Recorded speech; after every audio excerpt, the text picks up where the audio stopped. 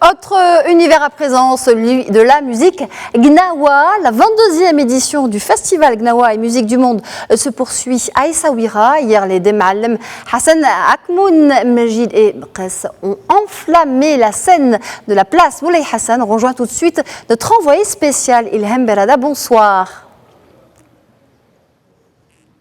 Bonsoir Nadia. Alors on en est au 3e jour du festival. Aujourd'hui, comment se prépare la soirée ?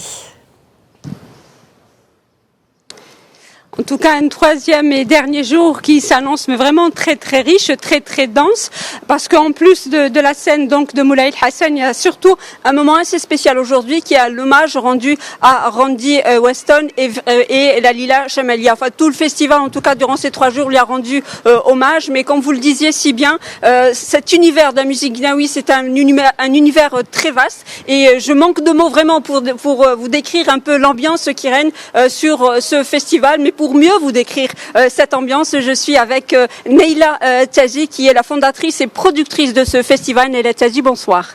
Bonsoir Ilham. Alors, ma toute première question, 2 jours déjà sont passés, une ambiance vraiment magnifique et féerique. Comment vous décrivez ces 2 jours ?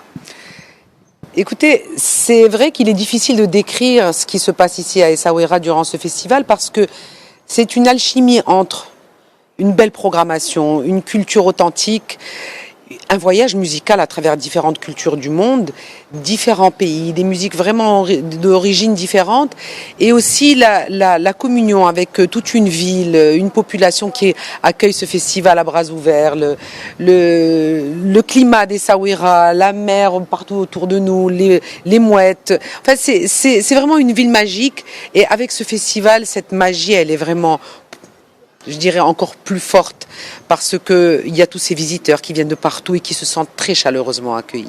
Alors, Neila Tazi, j'ai envie vraiment de vous poser une question. Quand vous avez créé en 1998 ce festival, on va dire que c'était un peu pour mettre en exergue cette musique, pour aussi du divertissement, mais au fil des ans, on a l'impression qu'il y a, en plus du divertissement, au-delà du divertissement, il y a une ambiance magique, mystique, je dirais presque spirituelle qui règne sur les 3 jours du festival. Bien sûr, mystique et spirituel, parce que les Gnawa, c'est une confrérie soufie. Et dans leur patrimoine culturel, il y a la dimension profane et musicale, il y a la dimension mystique. Et cette dimension mystique, c'est ce qui rend ce festival aussi populaire. Nous, dans notre marocanité, ça fait grandir les âmes, on se sent en phase avec notre spiritualité, mais aussi avec notre modernité à travers des rythmes nouveaux, et puis toutes ces musiques du monde et ce brassage des musiques. Donc ce festival est très particulier parce que c'est 22 ans d'un récit, un récit marocain, d'une belle histoire, d'un événement basé autour d'une culture authentique, une culture ancestrale, une culture qui s'est construite sur la souffrance de par ces Gnawa dont on connaît l'histoire. Ils ont été déportés d'Afrique subsaharienne, et donc cette reconnaissance internationale, c'est le succès d'un événement marocain dont nous sommes tous fiers. Merci beaucoup Neila Tazi, fondatrice et productrice du festival Gnawa Musique du Monde. Je rappelle que le festival se poursuit ce soir et même demain toute la matinée. Voilà Nadia ce que l'on pouvait dire sur cette journée et de cette 22e édition du festival Gnawa Musique du Monde. Voilà, le rendez-vous est pris. Merci Ilham Berada. Donc,